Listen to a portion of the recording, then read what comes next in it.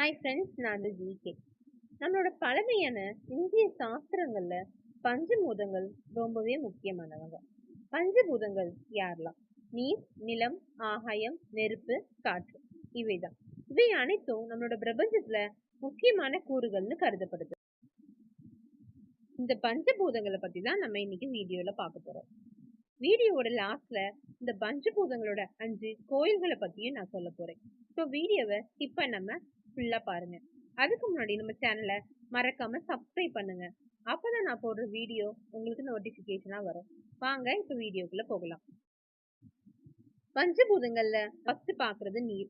நீர் நீராவியாகவும் மலை, சமுத்திரம், நதி, குளம் அப்படின்னு பல வடிவங்கள்ல இருக்குது. நீரோட முக்கிய குணமே குளிர்ச்சி தான். சுத்தப்படுத்துறதுக்கும் நீர் பயன்படுது. ஆரோக்கியத்துக்கு நீர் ரொம்பவே முக்கியம். நீர் அதிகமா எடுக்கிறதுனால நம்மளோட உடம்போட ஆரோக்கியம் காக்கப்படும். உடலோட நீர், ரத்தம், சுரப்பிகள் எல்லாமே நீரோட உரிமைகளா தான் கருதப்படுது. நம்ம அடுத்தால பார்க்க போறது நிலம் திண்மையானது. நம்ம எல்லாரையும் தாங்குற நிலத்தரம் பூமி தாய்ன்னு சொல்லுவோம். பயிர்களோட அடிப்படை ஆதாரமே நிலத்தை வச்சுதான் இருக்கு. நிலம் நம்ம வாழ்க்கையில அடிப்படை தேவையானது, ரொம்பவே முக்கியமானது. நம்ம உடம்புலோட எலும்பு, தசை, தோல் எல்லாமே நிலத்தின் சின்னமா தான் கருதப்படுது. அடுத்தல போறது ஆகாயம். ஆகாயம் போல பரந்த மனசு வேணும்னு சொல்லுவாங்க. உண்மைதான். ஆகாயம்னா வெற்றிடம், காலம், திசை எல்லாத்தையும் ஒருங்கிணைக்கிறது தான். ஆகாயம் எல்லாவற்றையும் தாங்கும், பறந்து விரிஞ்சு இருக்கும். ஆகாயம் நம்மளோட மனசை தெளிவா வச்சிருக்கும், எண்ணங்களை ஒருங்கிணைக்கும். அடுத்தால பார்க்க போறது நெருப்பு. நெருப்பு மாறுபடும். வெப்பம், ஒளி, ஆற்றலை குறிக்கும். நம்மளுடைய உடல்ல ஜீரண ஆகும், உடலின் வெப்பம் ஆகியவை நெருப்பின் சின்னமாக கருதப்படுது. நெருப்பு உடல்ல ஜீரணத்திற்கை மேம்படுத்தும், ஆற்றலை தரும். அடுத்தால பார்க்க போறது காற்று. காற்று இல்லாம நம்மளால இருக்கவே முடியாது. நம்ம சுவாசிக்க, உயிர் வாழ காற்று ரொம்பவே முக்கியம். காற்று வாழ்க்கையை இயக்கும் மூலப்பொருள்.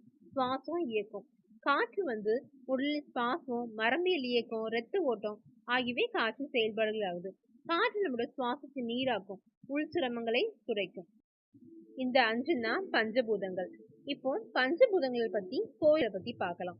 சைவ சமயத்துல சிவபெருமான் பஞ்சபூதங்களாக வணங்கப்படும் 5 திருத்தலங்கள் உள்ளன. இவை பஞ்சபூத தலங்கள்னு கூப்பிடுறாங்க. முதல்ல நிலம். காஞ்சிபுரத்துல இருக்க ஏக பரமேஸ்வரர் கோயில். இங்கு சிவன் நிலத்தில் ஆதாரமாக பவானியுடன் எழுந்ததுனால இந்த கோயில் உருவாகினதா சொல்றாங்க. இந்த தலத்தில் நிலத்தை பிரதானமாக வைத்து சிவபெருமான் வழிபடப்படுறாரு. 2வது நீர். திருவானைக்காவல் ஜம்புகேஸ்வரர் கோயில் திருச்சிராப்பள்ளியில இருக்கு. இங்கு சிவன் நீரின் வடிவாக காட்சியளிக்கிறார். நீர் நிரம்பிய கிணற்றுக்குள் லிங்கமாக இருந்து நீரின் சக்தியை எடுத்துரைக்கிறார்னு சொல்றாங்க. 3வது நெருப்பு. அக்னி. திருவண்ணாமலை அருணாச்சலேஸ்வரர் கோயில் திருவண்ணாமலையில இருக்கு. இங்கு சிவன் நெருப்பின் வடிவாக விளங்குகிறார்.